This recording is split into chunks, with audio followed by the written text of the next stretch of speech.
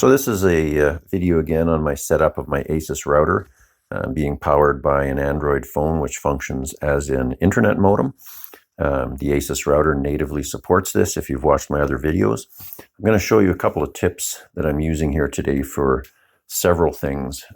If your phone won't connect via the Ethernet tether to the router, first of all, there's the little internet icon, and when the phone is not connected, it will be red. Once the phone makes its connection and you have actual internet, that red indicator here will go out, which it is like now. So everything's functioning right now. LTE is on. You can see the arrows. It is communicating. My Wi-Fi network in the house is up. I have about 16 devices connected. So what I want to show you, this is a Galaxy S6. And when I got this, I purchased it just recently as another phone to use here. And the actual system wouldn't connect. I could not get that red light to go out. So what I ended up doing was turning on developer options. If you've never done this, it's very easy. You go to your system screen. This is if you have a Samsung, and you scroll down until you see About Device. You tap that, and then you go to Software Info. And now you can see the build number here. When I tap it, you're going to see something pop up. See, it's telling me no need, developer mode has already been enabled.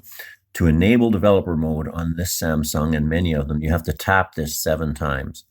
And once you tap it 7 times, you'll see this will pop up and say developer mode enabled. Now when I back out and go back to the main menu, you will see developer options. In this case, I couldn't get the USB to connect to the router. So I went down and there are USB configuration options. And it was not on USB Ethernet. With this phone, I had to flip it to USB Ethernet under the configuration. Then it connected and worked great. So in any case, it was a simple fix on the Galaxy S6. What I'm going to show you now is what happens when you unplug the cable. So this would simulate a power failure if you don't have a UPS, and this is what you're going to see. So what we have here now is what the phone looks like when there's either been a power failure or a loss of continuity between the tethering cable and the router itself. So you can see the phone is telling us now that the connected device is unable to access. So what I'm going to do is I'm going to remote in there with TeamViewer using the phone that I'm filming this with, and you'll see how slick this works to be able to bring it back online without obviously having to go to the phone. So what I'm going to do here is show you how to use the TeamViewer app for Android. This is my phone that I carry with me every day. So if I go into the Play Store and I do a search for TeamViewer, you'll see we come up with TeamViewer Remote Control, which is what I have on this phone and is already installed. And there's additional TeamViewer applications here. As you can see here in the middle, TeamViewer Host. So the TeamViewer Remote Control goes on the phone or computer that you want to use to remote control other devices. The TeamViewer Host goes on in the case of Android here, it goes on the Android device, phone or tablet that I want to remote control from another location. So host is what you install on all the devices you want to control. So first you go through and install the remote control app itself, and it'll ask you to sign in or open a new account. The account is free for personal use. So go in there, open yourself an account, and follow through the installation on that. And once you've done that, you can do the same thing and install the host itself on the one that you want to control. So I'm going to back out of here, and I'm going to go now to my phone. And if you look in the top left corner, that's TeamViewer Remote Control.